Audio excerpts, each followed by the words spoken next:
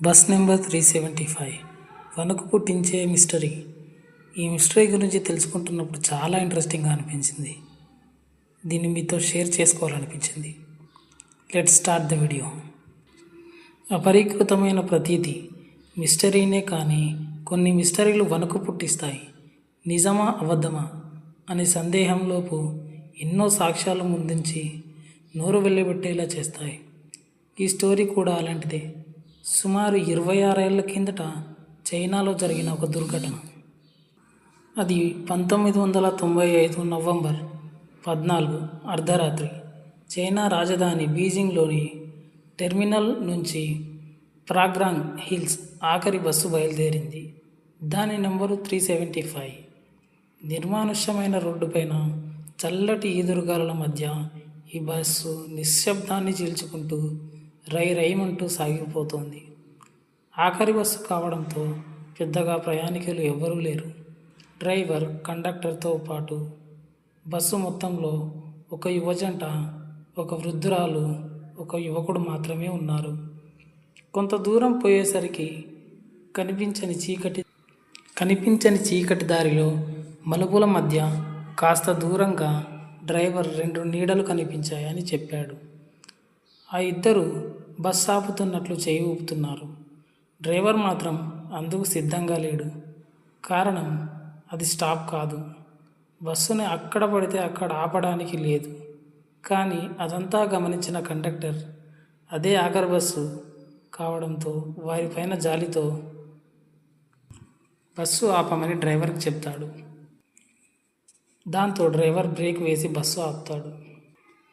అయితే ఆ ఇద్దరు బస్సు ఎక్కేటప్పుడు మరో వ్యక్తిని భుజాన వేసుకొని ఉన్నారు. ఆ మూడో వ్యక్తి తల వెంట్రుకలు ముఖాన్ని కప్పివేయడంతో ఆ ముఖం సరిగ్గా కనిపించడం లేదు. పైగా ముగ్గురు ఒక విచిత్రమైన వేషధారణలో ఉన్నారు. రాజుల కాలం నాటి బట్టలు వేసుకొని వచ్చారు ఆ బస్సులోకి. వాళ్ళ మొహాలు కూడా తెల్లగా పౌడర్ కొట్టినట్లు ఉన్నాయి.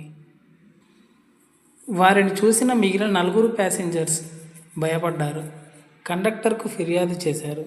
అయితే కండక్టర్ కూల్గా వాళ్ళు ఏ సినిమా డ్రామా కంపెనీ నుంచి వచ్చారో, ఆలస్యం కావడంతో డ్రెస్సులు కూడా మార్చుకునే సమయం లేక అలానే వచ్చేసి ఉంటారు అని సర్ది చెప్పారు కండక్టర్. అయినా సరే వాళ్ళకం ప్యాసింజర్లో ఒక ముసలమ్మకు నమ్మశక్యంగా అనిపించడం లేదు.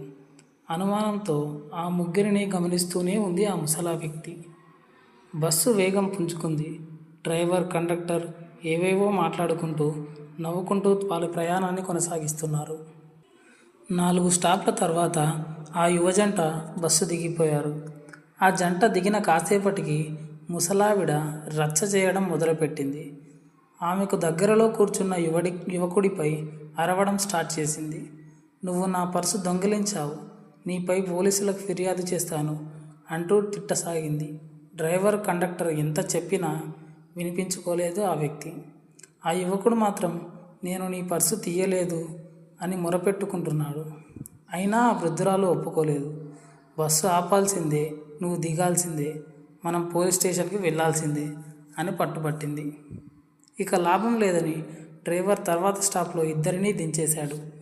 వృద్ధురాలి నిందలతో అప్పటికే విసిగిపోయిన ఆ యువకుడు, పద వెళ్దాం, పోలీస్ స్టేషన్ ఎక్కడుంది అని అడిగాడు. బస్సు వాళ్లకు దూరంగా వెళ్ళిపోయిందని నిర్ధారించుకున్న తర్వాత ఆ ముసలావిడ, నువ్వు ఏ దొంగతనం చేయలేదు, నేనే కావాలని ఆ బస్సులో నుంచి దింపడానికి అబద్ధం చెప్పాను, నీ ప్రాణాలు కాపాడడానికి అలా చేశాను అంది. ఏమంటున్నావు అంటూ షాక్ అయ్యాడు ఆ యువకుడు. అవును, నేను నీ ప్రాణాలు కాపాడాను. ఆ ముగ్గురు మనుషులు కాదు, వారు దయ్యాలు.